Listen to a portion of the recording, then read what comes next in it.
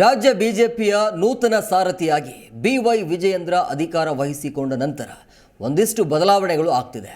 ಲೋಕಸಭಾ ಚುನಾವಣೆಯಲ್ಲಿ ಪ್ರಾಬಲ್ಯ ತೋರಿಸಲು ಹೊಸ ಟೀಮ್ಗೆ ಅವಕಾಶ ನೀಡಲಾಗಿದೆ. ಹೊಸ ಟೀಮ್ನ ಸದಸ್ಯರ ಮೊದಲ ಸಭೆ ನಡೆಸಿ ಕೆಲವೊಂದು ಟಾಸ್ಕ್ ಕೂಡ ನೀಡಲಾಗಿದೆ. ಜೊತೆಗೆ ಪಕ್ಷದ ವಿರುದ್ಧ ಡ್ಯಾಮೇಜ್ ಹೇಳಿಕೆ ನೀಡುವವರ ಬಗ್ಗೆಯೂ ಚರ್ಚೆ ನಡೆದಿದೆ. ಹಾಗಾದರೆ ಹೊಸ ಟೀಮ್ಗೆ ಕೊಟ್ಟ ಟಾಸ್ಕ್ ಏನು, ಪಕ್ಷದ ವಿರುದ್ಧ ಹೇಳಿಕೆ ಕೊಡುವವರ ಬಗ್ಗೆ ತೆಗೆದುಕೊಂಡ ನಿರ್ಣಯದ ಬಗ್ಗೆ ಮಾಹಿತಿ ನಿಮ್ಮ ಮುಂದೆ.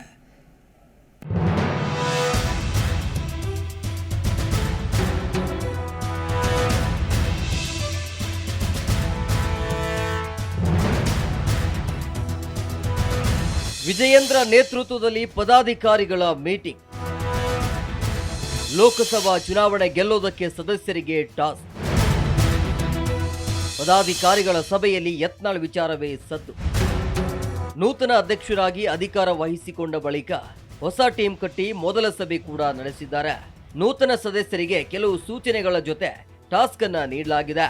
ಲೋಕಸಭಾ ಚುನಾವಣೆಯಲ್ಲಿ ಪ್ರತಿಯೊಬ್ಬ ಸದಸ್ಯರು ಜವಾಬ್ದಾರಿ ಹೊತ್ತು 28 ಕ್ಷೇತ್ರಗಳಲ್ಲಿ ಗೆಲ್ಲುವುದು ಸೇರಿದಂತೆ JDS ಜೊತೆ ಹೊಂದಾಣಿಕೆ ಮಾಡಿಕೊಂಡು ಕಾಂಗ್ರೆಸ್ಗೆ ಯಾವ ರೀತಿ ತಿರುಗೇಟು ನೀಡಬೇಕು ಎಂಬುದರ ಬಗ್ಗೆ ಸಲಹೆ ಸೂಚನೆಗಳ ಬಗ್ಗೆ ಚರ್ಚೆ ನಡೆಸಿ ಪ್ರತಿಯೊಬ್ಬರಿಗೂ ಟಾಸ್ಕ್ ರೀಚ್ ಮಾಡಲೇಬೇಕು ಅಂತ ಸೂಚನೆ ನೀಡಲಾಗಿದೆ.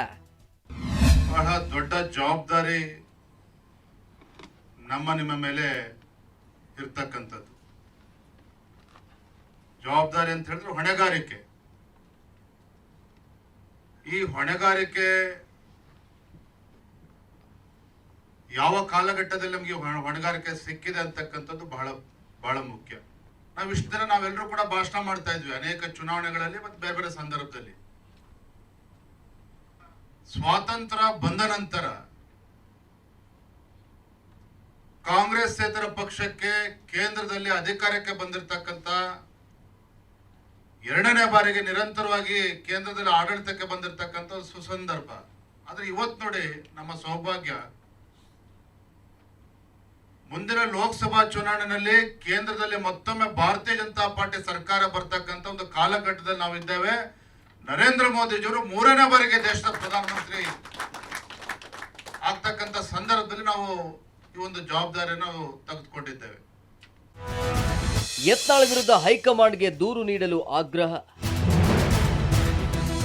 ಯತ್ನಾಳ್ ಅಡ್ಜಸ್ಟ್ಮೆಂಟ್ ರಾಜಕೀಯ ಕ್ರಮಕ್ಕೆ ಚರ್ಚೆ. ಸಭೆಯಲ್ಲಿ ಲೋಕಸಭಾ ಚುನಾವಣೆ ಟಾಸ್ಕ್ ಒಂದು ಕಡೆ ಆದ್ರೆ ಸದ್ಯ ಪಕ್ಷಕ್ಕೆ ಡ್ಯಾಮೇಜ್ ಆಗುವಂತ ಹೇಳಿಕೆ ಕೊಡುವಂತ ನಾಯಕರಿಗೆ ಕಡಿವಾಣ ಹಾಕಲೇಬೇಕೆಂಬ ನಿರ್ಣಯವನ್ನ ತೆಗೆದುಕೊಳ್ಳಲಾಗಿದೆ. ಹಿರಿಯ ನಾಯಕ ಹಾಗೂ ಶಾಸಕ ಯತ್ನಾಳ್ ಅವರ ಹೇಳಿಕೆಗಳು ಪಕ್ಷಕ್ಕೆ ಡ್ಯಾಮೇಜ್ ಆಗ್ತಿದೆ ಅಂತ ಪದಾಧಿಕಾರಿಗಳ ಸಭೆಯಲ್ಲಿ ಯತ್ನಾಳ್ ವಿರುದ್ಧ ಒಕ್ಕೊರಲಿನಿಂದ ಖಂಡಿಸಲಾಗಿದೆ. ಯತ್ನಾಳ್ ಕಾಂಗ್ರೆಸ್ ಏಜೆಂಟ್ ತರ ವರ್ತಿಸುತ್ತಿದ್ದಾರೆ. ಅವರ ಹೇಳಿಕೆಯಿಂದ ನಮ್ಮ ಮೇಲೆ ಕಾಂಗ್ರೆಸ್ ನಾಯಕರು ವಾಗ್ದಾಳಿ ನಡೆಸುವಂತಾಗಿದೆ. ಪಕ್ಷಕ್ಕೆ ಡ್ಯಾಮೇಜ್ ಹೇಳಿಕೆ ಬಗ್ಗೆ ಗಂಭೀರ ಚರ್ಚೆ ಆಗಿದೆ. ಸೂಕ್ತ ಸಮಯದಲ್ಲಿ ಹೈಕಮಾಂಡ್ ಸೂಕ್ತ ಕ್ರಮ ಕೈಗೊಳ್ಳಲಿದೆ. ಸಭೆಯ ಬಳಿಕ ಮಾತನಾಡಿದ ಮಾಜಿ ಶಾಸಕ ಹಾಗೂ ಪ್ರಧಾನ ಕಾರ್ಯದರ್ಶಿ P. ರಾಜು, ಪದಾಧಿಕಾರಿಗಳ ಸಭೆ ನಡೆಸಿ ಎಲ್ಲರಿಗೂ ಲೋಕಸಭಾ ಚುನಾವಣೆಯ ಜವಾಬ್ದಾರಿ ನೀಡಲಾಗಿದೆ. ಎಲ್ಲರೂ ಲೋಕಸಭಾ ಚುನಾವಣೆ ಮುಗಿಯುವವರೆಗೂ ಪ್ರವಾಸ, ಪಕ್ಷ ಸಂಘಟನೆ ಮಾಡುವಂತೆ ಸಭೆಯಲ್ಲಿ ಸೂಚನೆ ನೀಡಲಾಗಿದೆ.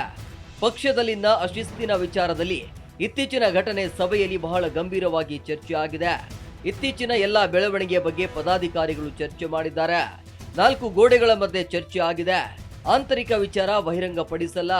ಹೈಕಮಾಂಡ್ ಸೂಕ್ತ ಸಂದರ್ಭದಲ್ಲಿ ಸೂಕ್ತ ಕ್ರಮವನ್ನು ತೆಗೆದುಕೊಳ್ಳುತ್ತೆ ಅಂತ ಪರೋಕ್ಷವಾಗಿ ಶಾಸಕ ಯತ್ನಾಳ್ ವಿರುದ್ಧ ಕ್ರಮ ಕೈಗೊಳ್ಳೋದಕ್ಕೆ ಹೈಕಮಾಂಡ್ಗೆ ಮಾಹಿತಿ ನೀಡಲಾಗುತ್ತೆ ಅಂತ ಮಾಹಿತಿ ನೀಡಿದ್ರು. 2024ರ ಲೋಕಸಭಾ ಚುನಾವಣೆಯವರೆಗೆ ಯಾವೊಬ್ಬ ಪದಾಧಿಕಾರಿ ಕೂಡ ವಿಶ್ರಾಂತಿಯನ್ನು ಪಡೆಯೋ ಹಾಗಿಲ್ಲ. ಪಕ್ಷದ ಇತ್ತೀಚಿನ ಎಲ್ಲ ಬೆಳವಣಿಗೆಗಳ ಬಗ್ಗೆ ಗಂಭೀರವಾದಂತಹ ಚರ್ಚೆ ಆಗಿದೆ. ಇಂಡೋರ್ನಲ್ಲಿ ಆಗಿರುವಂತಹ ಚರ್ಚೆಯನ್ನು ಡಿಸ್ಕ್ಲೋಸ್ ಮಾಡೋದಕ್ಕೆ ಆಗೋದಿಲ್ಲ. ಚರ್ಚೆ ಹೇಳುವಂಥದ್ದು ಇಷ್ಟೇ, ರಾಜ್ಯದಲ್ಲಿ ಪಕ್ಷದ ಘನತೆಗೆ ಚ್ಯುತಿ ಬರುವಂತಹ ಯಾವ ಚಟುವಟಿಕೆಗಳನ್ನು ಪಕ್ಷ ಸಹಿಸೋದಿಲ್ಲ. ಅದರ ಬಗ್ಗೆ ಗಂಭೀರವಾದಂತಹ ಚರ್ಚೆಗಳು 4 ಗೋಡೆಗಳ ಮಧ್ಯದಲ್ಲಿ ನಡೆದಿದ್ದಾವೆ. ನಮ್ಮ ಕೇಂದ್ರದ ನಾಯಕರು ಸೂಕ್ತವಾದಂತಹ ನಿರ್ಧಾರವನ್ನು ಅತ್ಯಂತ ಸೂಕ್ತವಾದಂತಹ ಸಂದರ್ಭದಲ್ಲಿ ತೆಗೆದುಕೊಳ್ತಾರೆ. ಅದನ್ನು ಎಲ್ಲರೂ ಕೂಡ ಗಂಭೀರವಾಗಿ ಚರ್ಚೆಯನ್ನು ಮಾಡಿದ್ದಾರೆ. ನಾಗರ ಹಾವಿಗೆ ತಲೆನೋವು ಬಂದಾಗ ತಲೆ ಚೆಚ್ಚಿಕೊಂಡು ಸಾಯತ್ತೆ. ನಾಗರ ಹಾವಿಗೆ ಔಷಧಿ ಕೂಡ ಇದೆ, ಸೂಕ್ತ ಸಂದರ್ಭದಲ್ಲಿ ನೀಡ್ತೇವೆ. ಸಮರ ಸಾರಿದ ಯತ್ನಾಳ್ಗೆ ಎಸ್ ಪಾಟೀಲ್ ನಡಹಳ್ಳಿ ಎನ್ಕೌಂಟರ್. ಶಾಸಕ ಯತ್ನಾಳ್ ಹೇಳಿಕೆಗಳು ಆರೋಪಗಳಿಂದ ಡ್ಯಾಮೇಜ್ ವಿಚಾರಕ್ಕೆ ಪ್ರತಿಕ್ರಿಯೆ ನೀಡಿದ ಬಿಜೆಪಿ ರಾಜ್ಯ ರೈತ ಮೋರ್ಚಾ ಅಧ್ಯಕ್ಷ ಎಸ್ ಪಾಟೀಲ್ ನಡಹಳ್ಳಿ, ನಾಗರ ಹಾವಿಗೆ ತಲೆನೋವು ಬಂದಾಗ ಏನ್ ಮಾಡುತ್ತೆ? ತಲೆ ಚಚ್ಚಿಕೊಂಡು ಸಾಯುತ್ತೆ. ಇವಾಗ ಅವರು ತಲೆನೋವು ಬಂದು ತಲೆ ಚಚ್ಚಿಕೊಳ್ತಿದ್ದಾರೆ. ನಾಗರ ಹಾವಿಗೆ ಔಷಧಿ ಕೂಡ ಇದೆ, ಸೂಕ್ತ ಸಂದರ್ಭದಲ್ಲಿ ಔಷಧಿ ಕೊಡುವ ಕಾಲವೂ ಬಂದಿದೆ. ಯತ್ನಾಳ್ ವಿರುದ್ಧ ಸೂಕ್ತ ಕ್ರಮದ ಬಗ್ಗೆಯೂ ಚರ್ಚೆ ಆಗಿದೆ. ಆದಷ್ಟು ಬೇಗನೆ ಕ್ರಮದ ಬಗ್ಗೆಯೂ ಪಕ್ಷ ತೀರ್ಮಾನ ಮಾಡುತ್ತೆ ಅಂತ ಯತ್ನಾಳ್ ವಿರುದ್ಧ ವಾಗ್ದಾಳಿ ನಡೆಸಿದ್ರು. ಒಟ್ನಲ್ಲಿ ಲೋಕಸಭಾ ಚುನಾವಣೆಗೆ ಸಿದ್ಧವಾಗ್ತಿರುವ ಬಿಜೆಪಿ ರಾಜ್ಯಾಧ್ಯಕ್ಷ ಬಿವೈ ವಿಜೇಂದ್ರ ಅವರ ನೂತನ ಟೀಮ್ ಇಂದು ಮೊದಲ ಸಭೆ ನಡೆಸಿ ಲೋಕಸಭಾ ಚುನಾವಣೆ ಟಾಸ್ಕ್ ಬಗ್ಗೆ ಚರ್ಚೆ ಮಾಡಿದೆ. ಲೋಕಸಭಾ ಚುನಾವಣೆಯಲ್ಲಿ ನಾವು ಯಶಸ್ವಿ ಆದ್ರೆ ಇದೇ ಟೀಮ್ ಮುಂಬರುವ ಜಿಲ್ಲಾ, ತಾಲೂಕು, ಪಂಚಾಯತ್, ಬಿಬಿಎಂಪಿ ಚುನಾವಣೆಯಲ್ಲಿ ಮುಂದುವರಿಸಿ ಶಕ್ತಿ ಪ್ರದರ್ಶನ ಮಾಡೋದಕ್ಕೆ ತಯಾರಾಗ್ತಿದೆ.